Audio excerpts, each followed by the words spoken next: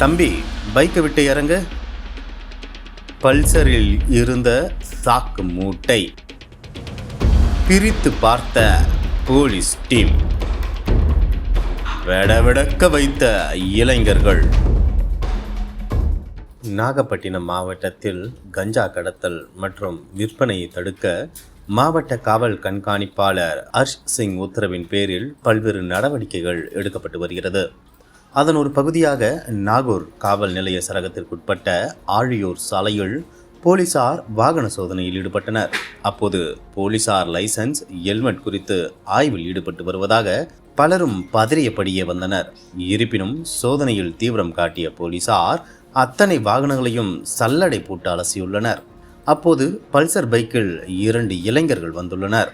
அவர்களை வழக்கம் போல தடுத்து நிறுத்திய போலீசார் சோதனையில் இறங்கியுள்ளனர். ஆனால் தொடக்கம் முதலே அந்த இளைஞர்களின் நடவடிக்கை சந்தேகத்தை ஏற்படுத்துமாறு இருந்துள்ளது. இதனால் தம்பி, வண்டியை ஓரங்கட்டு என கூறிய போலீசார் அவர்களை தப்பவிடாமல் லாக் செய்துள்ளனர். பின்னர் தீவிர சோதனையில் இறங்கியுள்ளனர். அப்போது அவர்களிடம் இருந்த சாக்கு மூட்டையை பிரித்து பார்த்துள்ளனர்.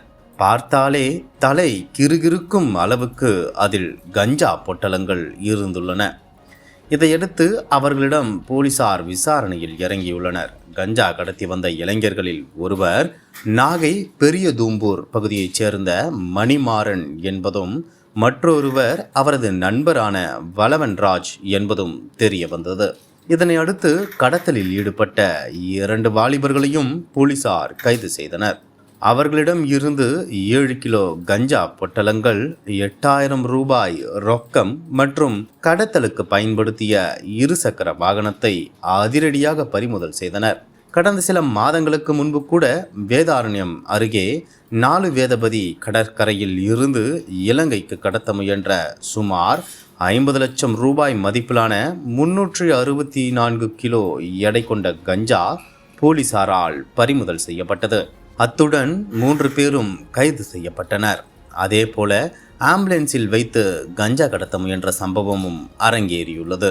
தொடர்ந்து போலீசார் தீவிர விழிப்புடன் இருந்து இதுபோன்ற கஞ்சா கடத்தல் நடவடிக்கைகளை கண்காணித்து வருவதால் ஓரளவுக்கு நிலைமை கைக்குள் இருப்பதாக சொல்லப்படுகிறது. இருப்பினும் போலீசார் இன்னும் சோதனையை அதிகரிக்க வேண்டும் என்பதே அப்பகுதி மக்களின் கோரிக்கையாக இருந்து வருகிறது. தமிழகத்தின் அரசியல் புலனாய்வு வரலாறு நக்கீரன் பப்ளிகேஷன்ஸ். இந்த கோடை விடுமுறையை புத்தகங்களுடன் கொண்டாடுங்கள். கோடை காலத்தை முன்னிட்டு ஏப்ரல் 23 முதல் மே 30 வரை நக்கீரன் வெளியீடுகளான அனைத்து நூல்களுக்கும் 25% சிறப்பு தள்ளுபடி. புத்தகங்களால் கோடையை கொண்டாடுவோம்.